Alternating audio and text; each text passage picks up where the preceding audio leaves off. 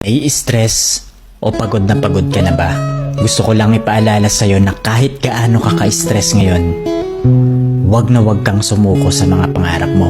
Kailangan mong tandaan parati na magtiwala ka sa progress na nangyayari sa buhay mo. Kahit alam ko na minsan sobrang hirap at sobrang nakakapagod na din talaga. Magtiwala ka sa kakayahan mo. Ang dami mo nang nalagpasan na mga malalaking problema dati. Ngayon ka pa ba susuko? Patuloy ka lang na lumaban. Yung pakiramdam mo ngayon na nahuhuli ka na sa buhay, siguro dahil nakikita mo yung mga kakilala mo o yung mga kaibigan mo, pakonti-konti may na-achieve na sila. Parati mong tandaan na lahat tayo ay may kanya-kanyang timeline sa buhay. Hindi ka nahuhuli at hindi ka rin naman nauuna.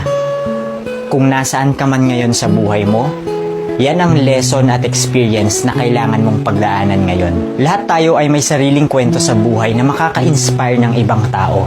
Sarili mong kwento yan. Kaya make sure na sulitin mo ang bawat moment at gawin mong fulfilling ang kwento mo kahit anong mangyari.